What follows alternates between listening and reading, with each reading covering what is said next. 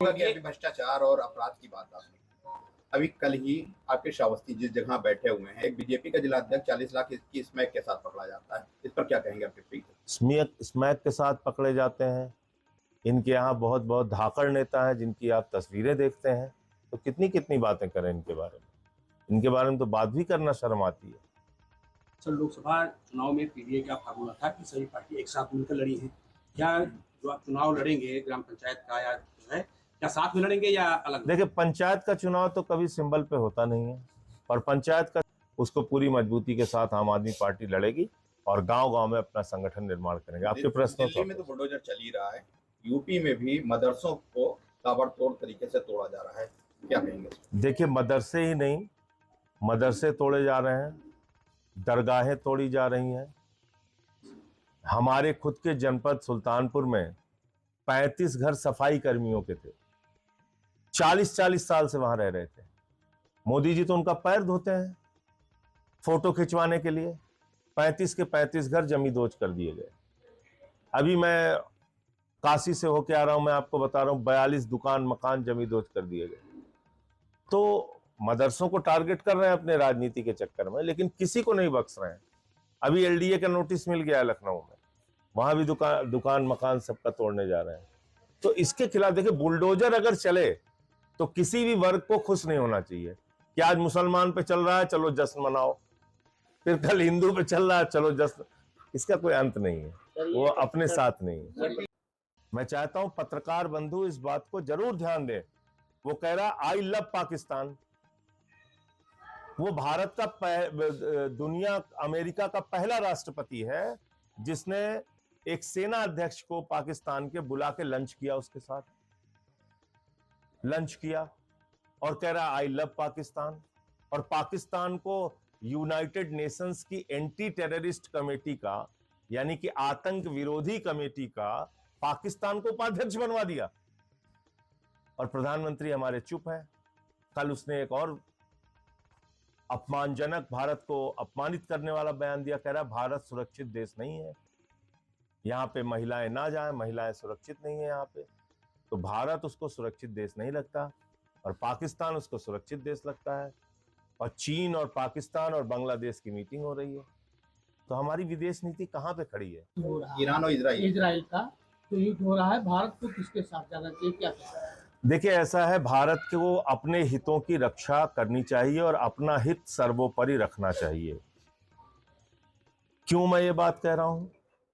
अभी पाकिस्तान से जब हमारी लड़ाई हुई, 73 देशों की यात्रा करने वाले प्रधानमंत्री, 129 बार यात्रा करने वाले प्रधानमंत्री के समर्थन में एक देश नहीं खड़ा हुआ। यहां तक कि न्यू पपुआ गिनी का राष्ट्रपति जो पैर छू रहा था मोदी जी का, वो भी नहीं खड़ा हुआ।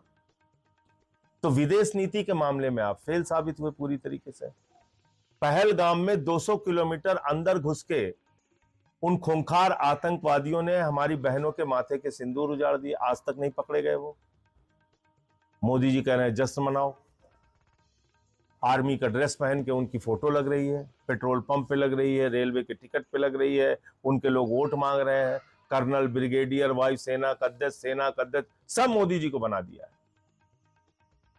ऐसे थोड़ी देश की व्यवस्था चलती। कह रहे हैं हमारे नस नस में सिंदूर बह रहा है गरम। तो प्रधानमंत्री जी ऑपरेशन सिंदूर का राजनीतिकरण ना करें। ऑपरेशन सिंदूर में हमारी बहादुर सेना ने पराक्रम का, शौर्य का परिचय दिया। 9 आतंकी ठिकानों को मिटा दिया, 21 मिटा सकते थे, पीओके पे कब्जा कर सकते थे, बलूचिस्तान को पाकिस्तान से अलग कर सकते थे, उसी समय सीज फायर कर दिया आपने। ट्रंप के कहने पे पहले उड़ जा रही है, सड़कें बन रही है, उद्घाटन के पहले टूट जा रही है, पुल बन रहा है, उद्घाटन के पहले दरार आ जा रही है। तो भ्रष्टाचार के भी बहुत बड़े मुद्दे शिक्षा, स्वास्थ्य, बिजली के सवाल को लेके है, जिसको लेके हम लोग आंदोलन करेंगे। और आज बौद्ध प्रांत के सम्मेलन में 2-3 बातें निकल के आई।